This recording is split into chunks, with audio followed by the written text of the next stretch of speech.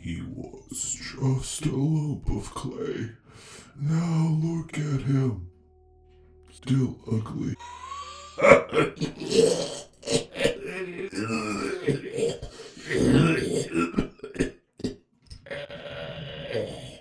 That's a little rude. Well, we'll be finishing the head today, so.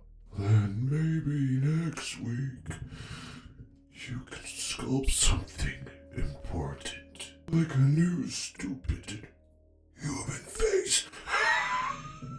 Finishing the head. That is the goal for this week, is to finally finish the head so we can move on to the full body. So right now what we're doing is rendering out the head of this beast. We have made some pretty good progress so far. Very happy with how it's going. We still have to finish the tongue and add in the teeth. Honestly, pretty much it. And then move on to trying to figure out what this body is going to look like, or start on the wings, but I got to buy some wire mesh first because I don't want to use tinfoil. Tinfoil is not the best option when doing wings. Wire mesh is just stronger, and it's really easy to get the clay on there as well and have it stick. And I feel like once we get the wings done and put them in place on the sculpt, then I'll have a better idea of how I want to attack this sculpt, where to go with it. So let's just jump into it and get to sculpting. One of my least favorite things about sculpting is sculpting underneath the sculpture, because it can get really awkward trying to bend your neck underneath there, or if the sculpture's too heavy, you can't even lift it up to get under there. It's definitely one of my least favorite things to do. But this thing's 3D, and you gotta do it. Yes, hello there. So, the audience is very curious as to what you use for the skin texture. So for the skin texture, I like to use just like a couple tools. This one is just like a dental tool. See how that's sharp at the end there? You can get like a pack of dental tools pretty cheap on Amazon. They're all metal and they're amazing. They have like different sides to them. This is just one of them. Again, great tools for really small detail. With this jaw, what I'm going for is I want that muscle to kind of bulge out a bit, and I want the wrinkles of that jaw to pop, almost like the muscles are like they're really strong and that skin's just tightening right in that jaw. So we lay down some clay noodles to beef it up a bit, and we blend it into the sculpture. Then we add the smaller detail on top of that, like the little wrinkles and stuff, to really bring it home and finish it up. And the same idea for the dragon's jowl. What about the smaller, sexier details? Will be something like this. So it's like a wire tool with a bunch of wires just kind of sprouting out. And this is really good for doing like small skin textures. Since the detail is so small, be careful when you use lighter fluid to smooth it out, or else you're going to lose all that detail. Just be very light with it. And that's how I went about doing some of the skin texture, especially on that like little jugular area on the creature. Instead of adding like the bottom big tooth, I decided I wanted to go with a tongue, because I love long, girthy tongues. I really feel like when it comes to creatures, tongues are a very important thing. Look at Venom. He's all tongue, and ladies love him. I want that tongue to have that look of it's resting on the bottom of the jaw, so it looks like it's tucked under. So I'm just using my rake tool there to kind of outline where it would be. So one of the most tedious parts now is doing the teeth.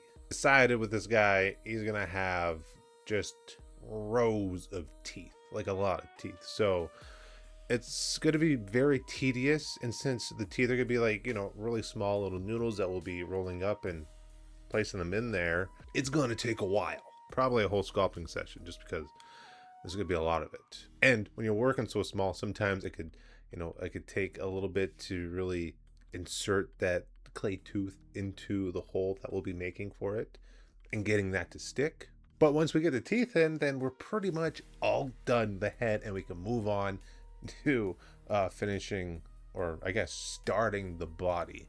which I'm very excited for. I've been taking a while on this head because the head is like the main focal point of pretty much any sculpture that you're doing, or at least you want to have a main focal point where it draws the eyes of the audience and what you want them to look at specifically. And so for like a lot of monsters and creatures, that would be the head, right? That's where our eyes always go to. See if we can kind of relate to it or see if we can understand what it is. Let's get on to the teeth. This is going to take a little bit. To the magic of editing, we can just fast forward this right now.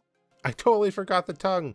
We need to texture the tongue. So I take that tool that I have. It's probably one of my favorite tools now. And we just kind of try and make the tongue look like a tongue. Just kind of dragging that tool across and make lines. It doesn't look like much right now, but when you smooth it out with lighter fluid, it looks really good. And then of course, under the tongue, I didn't want to leave it blank. So I added a couple veins there to make that underneath the tongue pop, since, you know, it's right there in front of your face. And then one of the most tedious parts is making all these little holes for the teeth so that we can place the clay teeth in there. And then we just start rolling up little noodles of clay and placing them right into the holes there. Sometimes they'll stick, sometimes not. You just got to have a really delicate touch. So if you're having an issue, you're trying to get like your teeth, clay teeth to stick with oil or wax-based clay, and it's not really, you know, you're having issues with it, you can always heat up the end of like the clay, melt it a bit, and then you can place it down and it'll stick a little better because it melts right into the clay. And then we'll be adding like a gum line to kind of reinforce the teeth a bit more.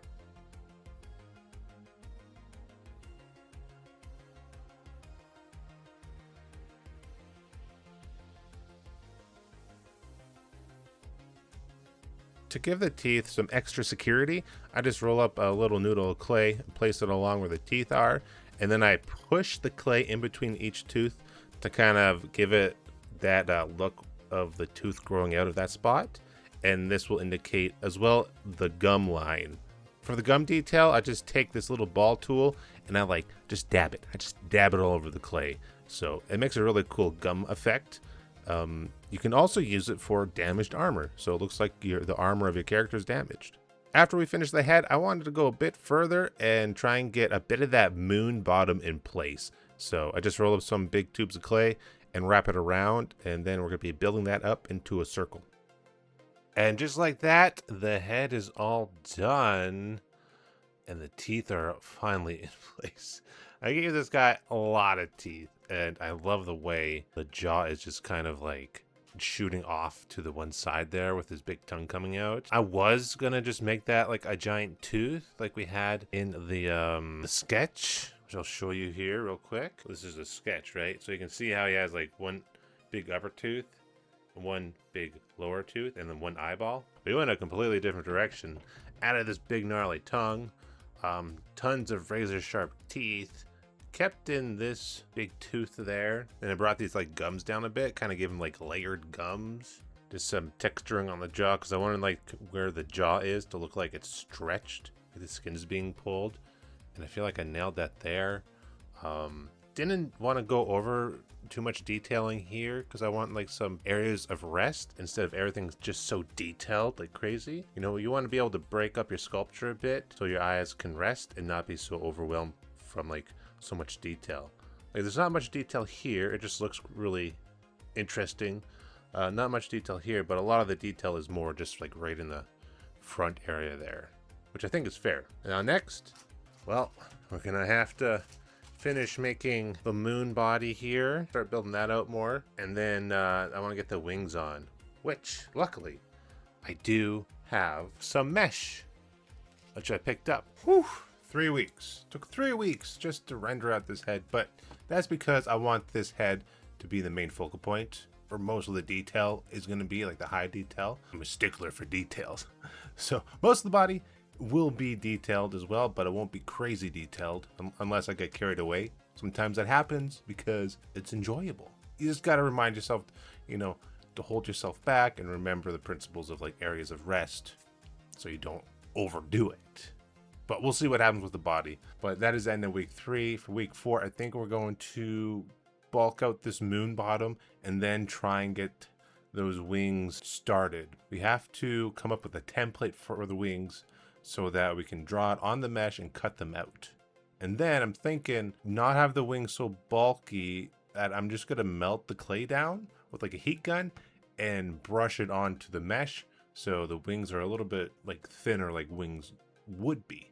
And then we can build up from there, adding more detail in, because you know you want the wings, not like the brim of their wings, but like the actual wings to be really thin. So I think melting the clay and brushing it on is the way to go here, and then we can just bulk it up in areas that we need. If you enjoy this video, be sure to follow. I'll be releasing a video every week following the progress of the moon dragon, so if that interests you, be sure to follow. Leave the comment down below. What should these wings look like? Should they look more like bat wings? Should they, you know, maybe look more like flesh being filleted off the back of this thing? If you have any ideas, want to contribute, feel free to leave a comment down below, and be sure to hit that like button. And as always, I'll see you guys in the next video.